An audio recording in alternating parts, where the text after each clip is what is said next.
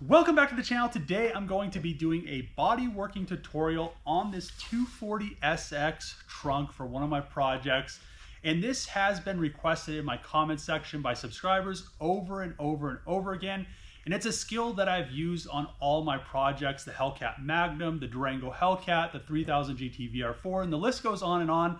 But I feel like there's a few misconceptions that I really want to hammer out right now about body filler and body work. So a lot of people say body filler is bad. You're not supposed to use it. You're supposed to bang everything out with a hammer and a dolly, and that's the only way to do it. If you're using body filler, you're not doing it correctly. And that is a huge misconception. Another misconception is if you have like some hail dents or some little imperfections in a panel, that you're just supposed to fill in those dents, sand them down, and that's where you end it and you spot prime and you go from there. But that ends up leaving you a really wavy panel.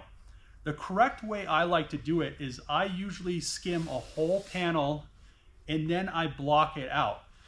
The reason you do this is you want to knock down all the excess body filler, but you want the panel to be perfectly smooth. And that's what I'm going to be showing on this trunk. And that's what I do on all my projects. The Hellcat Magnum, I did that. The Durango Hellcat, I did that. Actually, on the Hellcat Magnum, I did the whole side of the car, blocked it out. It gives you those perfect transitions on the seams. So when you're looking down the side of the car, it looks straight as an arrow. You don't have to do that on every project, and not every project warrants that. If you're just trying to fix a car to make it look good, you could just fill in the little dents or dings and whatever is on the panel and just go from there, and it'll be perfectly fine. 99% of the people that are looking at the car or buying a used car are never even going to notice it, even if the color is off. Most people, if it's shiny, glossy, and it doesn't have dents on it, it looks perfectly fine to them. But that 1% of people are going to see that there's imperfections in the side of the car, on the trunk, on the roof, etc. So let's talk about body filler, because there's a bunch of different brands out there and there's a bunch of different kinds. So the one thing you don't want to do, unless you're just really trying to flip a car for cheap, is use the cheapest body filler that there is. Body filler, the more expensive it is, kind of you're getting what you pay for. So this is Evercoat Body Shop. This is actually a color changing filler. So when it's ready to sand, you know when it's ready because it will change color. But not just that, it helps prevent water ingress or prevents moisture from getting down to that bare metal. Because when you're sanding a panel, I know a lot of people say that you're supposed to epoxy prime a panel or seal the panel, then you're supposed to hand sand it and not get through the epoxy primer, and then you're supposed to apply filler on top of it. This is a big misconception. I don't see why anybody would epoxy prime a panel before they go to applying body filler, unless you're in a really humid climate. Where I'm at, it isn't humid at all. So I can leave something bare metal, like my 240Z fenders have been bare metal for probably 8 years and they haven't even rusted. If you're in Florida, I would probably epoxy prime anytime I get something bare metal before the end of the day, because it's going to rust. If you have any rust, it's going to cause a paint, it's going to cause body filler adhesion issues. It's going to cause paint issues. For the most part, if you're going to be applying body filler, you're going to want to just work the panel however it is. So what I usually do, depending on the damage of the panel, this one isn't bad. It has some light dings. It looks like it got some really light pea-sized hail on it. It has a ding back here that I probably would PDR, but for the sake of this video, I'll probably just body work it. So this Evercoat Body Shop body filler is a color changing filler, as you can see here. It applies purple and dries when ready in green. So ready to sand. So there's a few things that I have to say about that. You don't always want to sand it when it's fully hard, depending on how bad the damage is. If you're skimming a whole roof or a whole panel, if I skimmed this whole trunk right here, I would pre-sand this so it would knock down most of the high spots, and then I would let it cure. And I'll show you that as well. So I'm going to spray some wax and grease on this trunk so we can see all the imperfections in this panel before I go and sand it. So the great thing about wax and grease is it gives you kind of an idea how straight a panel is, or if you want to simulate a clear coat, you can use it. So the thing you're trying to look at, it's really hard to see in the camera, but you're trying to see the reflection of light. That's how you can tell if there's dents. So right here is a dent right there. And if you go, here, let's see if I can get it on the camera. If I go right there, see how the light dips? That's a dent. I'm going to use this whiteboard right here, and this is going to simulate the trunk. So let's say there's a hail dent here, a few little things here, and this is the panel. This is the flat piece of the metal that you're going to be bodyworking. So what you're going to want to do is you don't want to just come in here and add some filler here, add some filler here, and then add some here, because when you're blocking this out, it's going to look like all of these spots are flat and that your panel is perfectly straight. And then you have a high spot up here or something. That's not the way to do it. The issue you're going to have is once you block that out, you're going to have it straight here, it's going to dip down, then it's going to dip down here, and then it's going to go something like that and have that high spot. It's not that accurate because I'm not that good at drawing, but you get the gist of it. So when you paint that panel, it's still going to be glossy, it's still going to be smooth, but when you look down it, it's going to have a ripple to it. It's going to kind of maybe look like, you know, like little waves on the top of water, which isn't ideal. For a used car, it's perfectly fine. What you want to do is we're going to knock these out, and you have this high spot up here, so you want to pretty much apply a layer of body filler that is going to be above all that.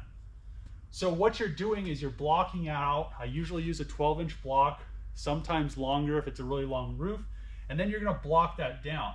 And once you get to this high spot right here, that's all you want to sand off. This is probably, I would say, maybe a mil or so. It's not a thick coat. Not all the time you're going to want to leave this. So if you have a high spot right here and you think you have, let's say, a 1/4 inch of body filler, you're going to want to hit this down and tap it down with a hammer, so then this comes down, and then you can continue to sand until you think it's straight, and then you add another layer of body filler on top of it, and then you re-block it out to make sure that you're perfectly straight and everything's going to be good. You can go one step further. So let's say we're doing the side of a car and you have the door seams, and this is the door, and then this is the quarter panel, this is the door, this is the fender, or whatever fender. You're going to want a perfectly straight panel across the whole side of the car, and to make it look like it's just one single flowing side of the car, what you're going to want to do, and this is really kind of getting out there. If it's a show car, it's understandable, but if you're going to daily drive it, don't do it. You're going to want to fill in all of your not your jams, but your seams with body filler. And what that does is it pretty much locks everything in. And before you do that, you want to make sure that your door, your door to quarter panel, your door to fender is lined up, because once you start body working this, if you have to go back and adjust it, then everything's going to be out of whack. So then after you have the seams filled with body filler, you could also use Duraglass. You don't have to go super crazy with it, because then you have to go back and you have to cut it out. It's really time consuming, and there's a lot of room for error, because you could end up cutting into the metal. If you don't know where the seam is, you have to kind of keep track of everything when you do this. So after you have the seam filled, then you go and you pretty much just body fill the whole side of the car. And what that does is it does the same exact thing that I was talking about here. Then it fills in all the imperfections as you're going over those seams. Since this is locked in, the panels actually won't flex. They'll flex together as one piece. So you're not going to be going over an edge and then it's going to want to push the door or the fender down as you're going over it. So then you're going to have a perfectly smooth side of the car, and it'll kind of look like the Hellcat Magnum, because I kind of did that. I didn't actually do this. I left it open, but at the same time, it is a car that I want to daily drive around, park in a parking lot. I know it's going to end up getting door dings because people are really inconsiderate, but at the end of the day, it looks really nice. First thing I want to do is get some 80 grit on a 24-inch block. So what this is going to do is this is going to be your base to figure out where all the low spots, high spots are, and what you need to really bring attention to. If there's something really huge, most of the time I PDR it. What I like to do is I like to go across like this, and then I like to come back across. There's only few instances I go in a straight line like this, and that's mostly just to level everything out on a long panel, just so I can get that. But you're also going to be doing this side to side motion to get kind of a crosshatch per se. And you want to continue to do that, because if you just come in here and you just do one spot like this, if you have a smaller block, let's say a 6-inch block, and you come in here and you just, I'm going to get these two little dents right here, and then you put some body filler in them, you'll never know if that panel is smooth. Another thing is if you come across the whole panel like this with a longer block, sometimes the dents from smaller, like pea-size hail, whatever it may be, might even get taken down by this, and you might not even have to add any body filler. Just to make certain that you're not adding body filler when you don't need to, or if there's previous body filler underneath it that you kind of need to address, if you can get to the back of the panel and see if maybe it's like 1/4 inch, an inch, whatever, somebody might have fixed like a whole side of a truck that was caved in like 2 feet, and they used like 4 gallons of body filler. I know this from experience because I've seen somebody do it. One thing I always do, and not very many body people do this, is use minimal pressure. If you're pressing down on this panel, you can see it deflecting. It's really hard because it's white, but you can see the panel deflecting. And if you're deflecting the panel as you're sanding it, you're going to cause these ripples to form. You might not notice it if it's just a car you're going to flip, but if it's something like the Hellcat Magnum, it's going to be very noticeable when you look down the side of the car. And if you spend all this additional time to pretty much block out and body fill a whole panel like a trunk, it's going to be a waste of time. So what I like to do is I pretty much just like to let the sandpaper do the work, and you do press on it, but you're not putting weight on it. I mean, you're not pushing down. You're just kind of pushing the block and just feeling the grit. So just kind of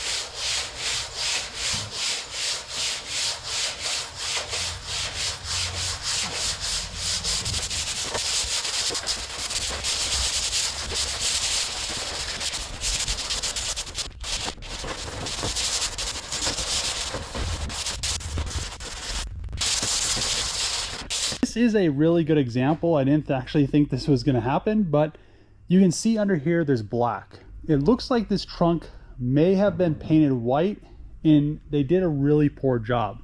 So as I'm sanding, some of the paint, the white paint, is actually flaking up in spots, and that's not good. So going from 80, I'm going to go back down to 40 grit, so then I could pretty much knock all this down and almost get it to bare metal is going to be the plan, just so I don't have any adhesion issues. You can see here, there's multiple spots across the trunk as I've been sanding that have been popping up. So I don't want to have an adhesion issue later on because of something that happened beforehand. I now have 40 grit on the block, and this is my recommended starting for any panel, but I know a lot of people like to start in 80.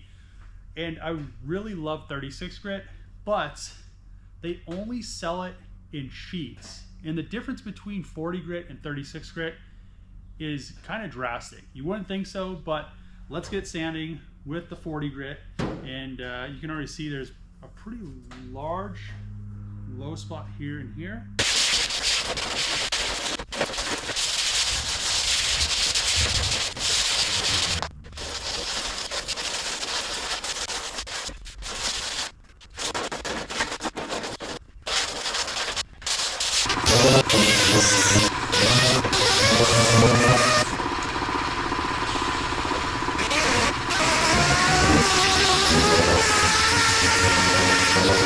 I now have the trunk lid completely stripped of the white coating.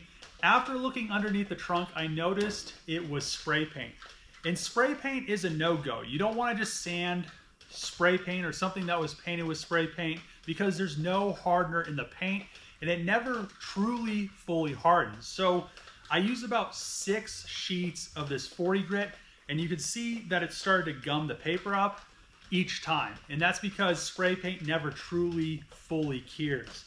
And the issue with painting over it is then you could have adhesion issues, and there could be lifting of your base and your clear, or your primer, your base and your clear, whatever's over that spray paint.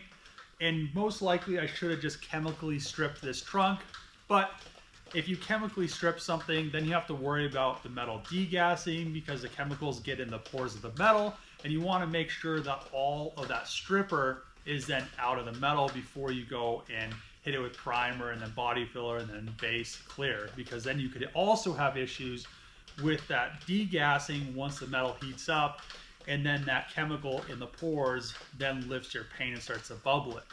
So I always like to completely strip something that has been spray painted, and that's why I hate the videos of people using those Rust-Oleum turbo cans on YouTube, TikTok, and Instagram, because they look great in videos, but in real life, they do not. It looks like an awfully painted car.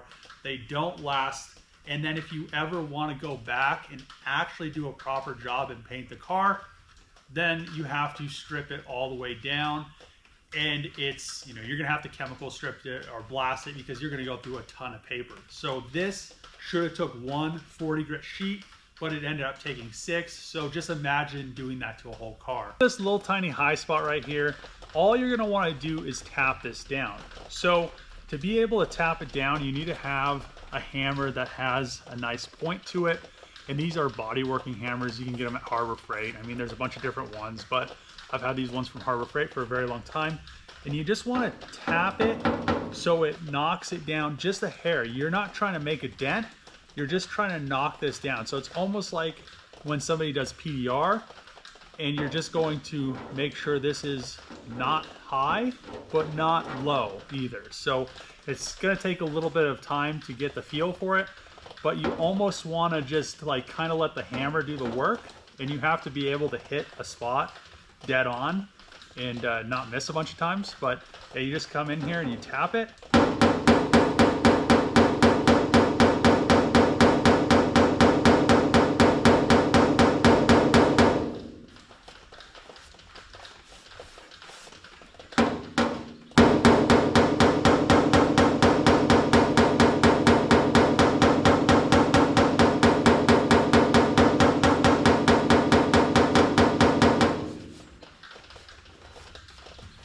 Now, as you can see, there's no dent there. It's tapped down. It's not high anymore, and it doesn't have a bunch of marks in it or anything like that. So all you're doing with that point is you're trying to just tap it down and not make any dents. It's just kind of like PDR, but it's a little more aggressive because if there's a coating, it's obviously going to damage it because it's a super fine point on a metal hammer. There's a few different sizes of the Evercoat Body Shop filler that you can get. They also have primer and a bunch of other supplies, seam sealer, panel bond, list goes on and on. Pretty much anything that you need for body work, they're gonna have. So we have the smaller pint, we have a quart, and then we have a gallon right here. Usually end up using the gallons, but for small patch jobs or if you're gonna do something remote, a quart or a pint comes in really handy, especially because this stuff cures really quick. The first thing I'm going to want to do is make sure the surface of this trunk or whatever I'm applying body filler, primer, whatever it may be, waxing grease cleaner. So you want to spray it down, you want to get some on your rag. Make sure to thoroughly wipe the whole surface, because if there's any contamination or even if there's a lot of dust on it, you want to make sure to get that off of there just so you don't have any adhesion issues. The biggest thing is prep with painting. Like, painting is the easiest part of the whole process. Getting it to the point where you're spraying is the most difficult. to make sure the panel is going to be straight. Another thing that you want to make sure is when you wax and grease it, you want to let everything evaporate off of it. I don't want to just go from what I just did. You can still see that it has a little bit of sheen to it. You don't want to instantly apply body filler to it, instantly apply primer to it. You want to make sure it flashes off so there isn't any residue or any wax and grease cleaner left in or on the surface. You can see that it's drying right now, because then that will also give you adhesion issues because it's trying to degas underneath the filler, the primer, the base coat, whatever it may be. And you don't want to have any issues later on down the road with paint falling off or adhesion issues, because then that just turns into a nightmare, because then you have to go back, repaint the whole car, especially if it's a candy color or some specialized color that you cannot match, and you have to paint the whole side of the car. It's kind of a nightmare. Now I have my Evercoat Body Shop spreaders, and they come in a 6-pack, which is really nice. I don't really go through spreaders that often because I make sure to clean them every time I'm done using them. But you want to start with the largest spreader that you have. And the reason you want to do this is because it's a large panel. The smaller spreaders are going to be for more intricate stuff if you're going around curves. So another thing, even if you're using a larger spreader, you can see there's a little bit of contour right here. It's plastic, so it's going to contour to that curve enough. Over here, obviously going around the edge of the trunk, I'm never going to really do much with the edges. I'll put a little bit of filler on there, sand it off, but edges, as long as there isn't any dents or any flaws in them, you're gonna really work the edges with the high build primer. You're not gonna really be adding much filler to an edge or a seam. If there's a lot of filler on those and there's no dents, you have way too much filler. You need to take that down because it's not needed, and it's gonna be straight. If you block it out and you don't see any metal when you're blocking it, you have way too much filler. But another thing about edges or anything that's rounded, like a Volkswagen Beetle, an older Beetle, it can have all kinds of imperfections in it.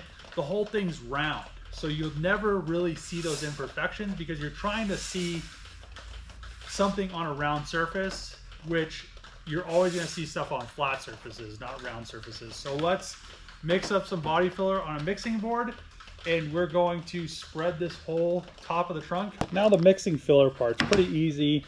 All filler comes with the hardener in the can, and this is the pint can that I'm using, the Evercoat Body Shop, the color changing. So what you're going to want to do is open the can up.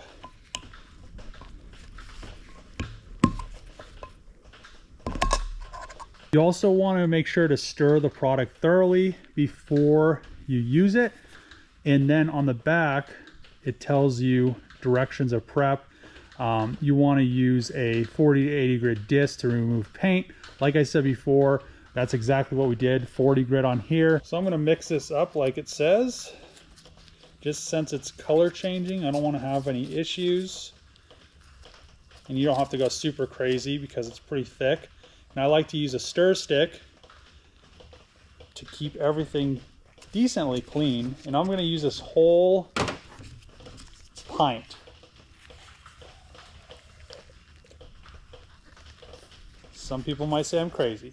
What I like to do is, it's pretty cool out today, but I always go about like this,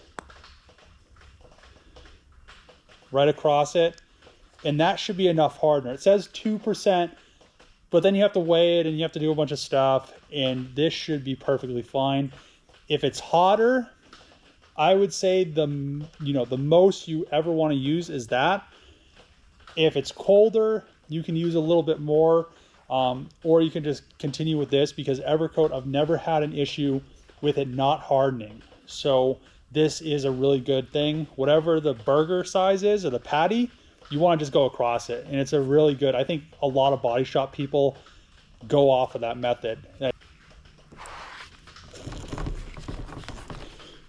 mixing is pretty simple. It's just kind of like baking bread. You just want to make sure everything is nice and uniform.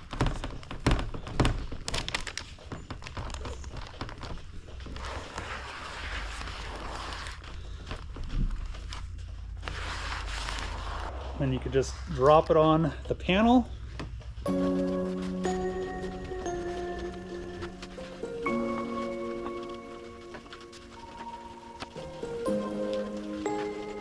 Now to clean this up, all you're going to do is hit it with some wax and grease.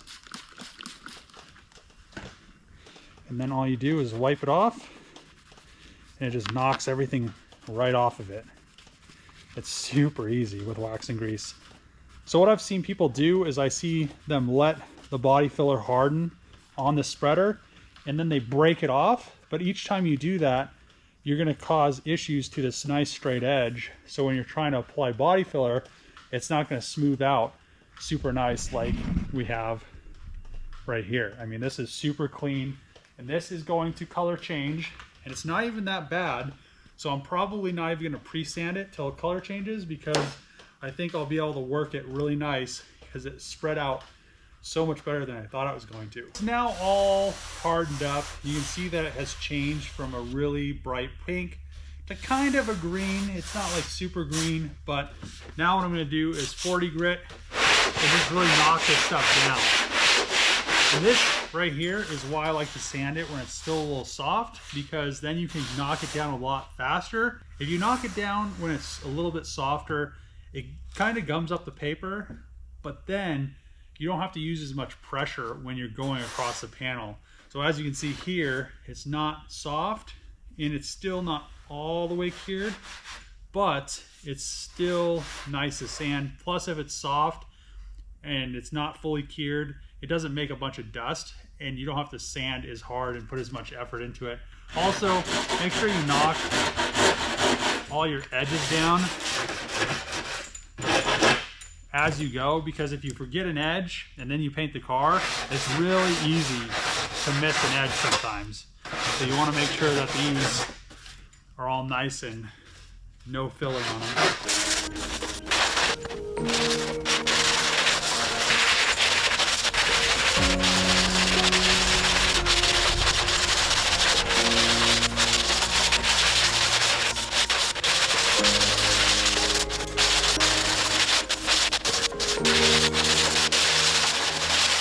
So this is where I like to stop with 40 grit. And this is another really helpful tool when you're doing body work. And it's just a brush. You keep just a bristle brush. Don't use it for anything else except sweeping body filler or sanding dust off a panel. And this is probably one of the best tools you can have when you're doing body filler or body work or sanding a panel when you're not wet sanding it, because then you could brush it off, see where you're at, and you can still see right here there's a little low spot, and it's not super low. So when I sand this with 80 grit now, I'll be able to sand this down, but I don't want to sand any more of this in 40 grit because I want to cover this side over here with the same amount of body filler, block it out in 40 grit, and then I'll sand the whole panel with 80 grit with a long block, 24 inch. You can use a foot one. The longer the block is, the straighter the panel is going to be. Also, you have to worry about different types of adhesion for the sandpaper. So this is hook and loop. Unfortunately, hook and loop isn't the best at keeping a panel perfectly straight because it has cushioning from the Velcro and the backing. It kind of works, it kind of evens it out, and you won't really see much. But if you use a flat block with stick paper, it'll be a lot smoother. A lot of people use pieces of wood. I use pieces of wood for certain spots. For some round spots or curves, you can use some of that round wooden bar that you can get at Home Depot. They have a variety of sizes. It's a lot cheaper than buying the different size blocks. Plus, it's wood. It's straight, and you don't have to worry about these over time. They end up bending, and you actually have to keep these on a flat surface so they don't warp. So usually I just stack them on top of each other on a flat surface, so this face continues to stay as flat as it possibly can. But over time, using them, they do kind of distort, and wood or plastic is going to be a lot better option, especially thick pieces of wood or thick pieces of plastic. So let's get this side covered in body filler.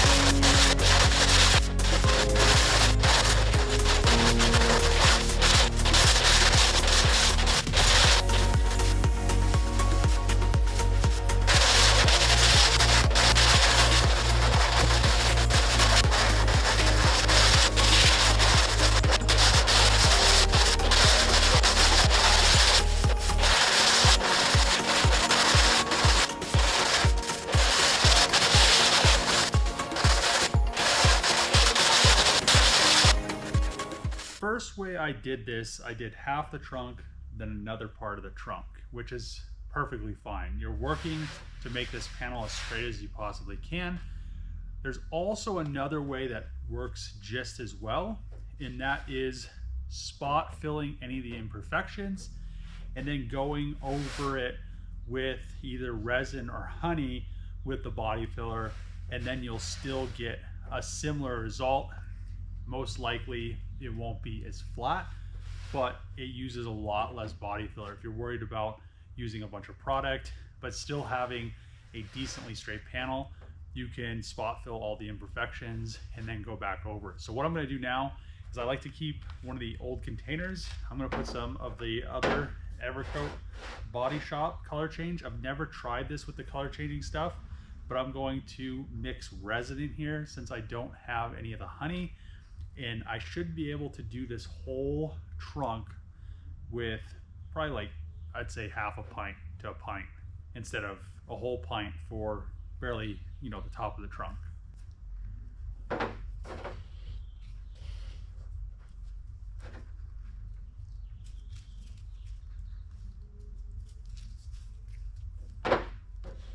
You're gonna see why I have to use this container when I put the resin or the honey in it, because it just gets so super thin. So I probably have enough in there. It's a little bit under half a pint, but when you add resin to this, it's gonna be very thin.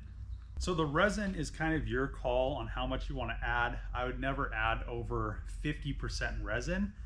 The other thing about using resin over the honey is when the resin and the body filler cure, the resin almost leaves a kind of sticky top coat, which isn't that big of a deal. You just sand it down. It'll just kind of clog up your sandpaper the first few passes. So just kind of take note of that, because if you're using a brand new piece of sandpaper, then you're gonna have to pretty much go to a new sheet very soon. So I'll show you that.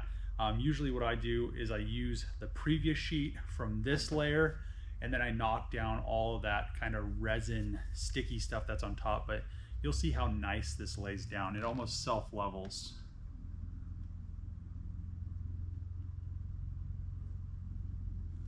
That's probably enough resin for that much body filler. You want to make sure you use the correct resin. If you don't know, just order the honey because it's compatible. Now you can see how thin it is. And another thing is, you don't want it this thin if you're trying to fix stuff in the bodywork, especially on the side of the car, because it will self-level on the side and it won't stay, and then you'll still have dips that you have to go back and fix, which isn't ideal. That's why you want this first stage to happen. Okay, we're going to use our mixing board. You see how thin this is? This is why I like to do it. Oh man, it's like almost too much. You have to kind of work fast with this stuff because it's so thin. And it kind of turns into a mess because the mixing boards are always way too small.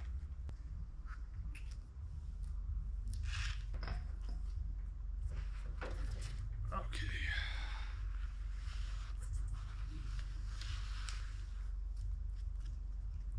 and just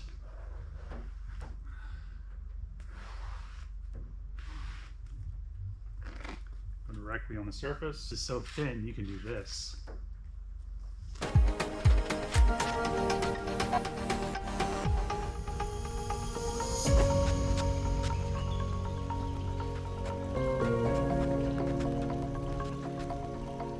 Another tip is if you don't want all these lines from the spreader, you want a really straight panel. Obviously, this trunk is going to be extremely straight. When it's painted, it's going to look like a sheet of glass. To reduce all these lines when you're using the spreader to spread out the body filler, you can use a drywall spreader. And the reason I like these is because they have a stainless steel edge. They're a lot nicer than the ones that you can buy. They have this handle up here, so it keeps your hands nice and clean from all the body filler, because there's also these lips. And then when you spread it, you can spread it across and it will be perfectly smooth. Now the resin mixed with the body filler has hardened. You can see that it has turned green. It's not purple or pink anymore. What I'm going to do is start off with the 40 grit to knock all this high stuff down and to just kind of rough up this resin, and it'll start clogging this paper up, which is fine because I use this paper to sand the rest of the body filler that was underneath it. And then we'll transfer over to 80 grit, which will get us a perfectly smooth, ready to high build prime panel.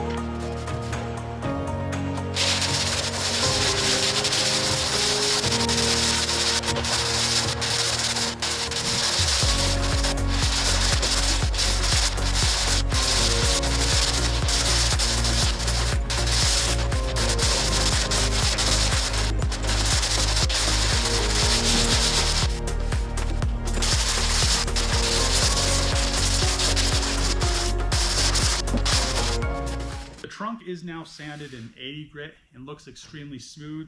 What I'm going to do is spray this whole thing in waxing grease remover, and that also simulates a clear coat. If you don't want to buy the expensive cans of clear coat simulation, they do work a little bit better, but waxing grease pretty much does the same job. And it also lets you spray a whole panel down and see what it would look like when it has clear on it. So now what you're looking for in a panel, this isn't that shiny, but you can still see light reflections. And what you want to look at is, if you look at the garage door, the lines going up it are perfectly straight. So if there was any dents in the trunk or it wasn't super straight, you would see those lines and they would curve. But using other things like this beam right here going across the top of the garage door to just verify that things are straight, and you just go down and up the panel and you look at it, make sure everything is good to go, and this is ready for high build primer. And the high build primer will take care of 99% of the rest of this panel. You still want to block the high build primer in a 24-inch or a 12-inch block, because you don't want to start going down, because you're still going to be cutting it with 120, 150 grit, and then you're going to be going up to 300 grit. So it is up to you, but I would definitely recommend hitting it with a 24-inch block until you get up to the 600 grit stage. So pretty much what I like to do is I like to hit it with one coat of high build. If everything is good, then I hit it in a coat of sealer. Most people spray sealer and then they will spray base and clear right on top of it. I don't like to do that. I like to spray the sealer, let it bake in the sun, let it get hard, and then I sand it in 600 grit, and then I spray my base and my clear. Then I know I'm gonna have no imperfections, no pinholes, because when you spray the sealer, even though you have sprayed high build primer, sometimes it shows you stuff that you didn't see before, especially pinholes. But also when you're using the fiberglass resin or the honey, it's going to thin that body filler out so much that, and Evercoat already makes a really high quality body filler, that you're not really going to have to worry about pinholes unless you're putting on a super thick coat of body filler. And this body filler right here, I would say, I don't have a tester for clear coat thickness, but I would say this is probably 40 microns, which is the thickness of a human hair. It's not a lot of body filler, even though it looks like I put a bunch of it on. Most of it is on the floor, and to get a really straight panel, you need to do that. There's no way around it. So don't be afraid of using body filler as a tool to make a panel straight. I know a lot of people on the internet, keyboard warriors, say that body filler is the devil. A lot of people say that if you don't hammer and dolly every imperfection out of the metal and then just spray your base and clear right on top of it, you don't know how to do body work, you don't know how to paint. There isn't one person in the world that can make a panel straight without using any body filler, and if they say so, they are lying. So I'm gonna end the video here. If you like these videos, make sure to click the subscribe button, thumbs up, throw a comment below. Also, Evercoat's product link is in the description. Go check them out. As always, see you guys next time.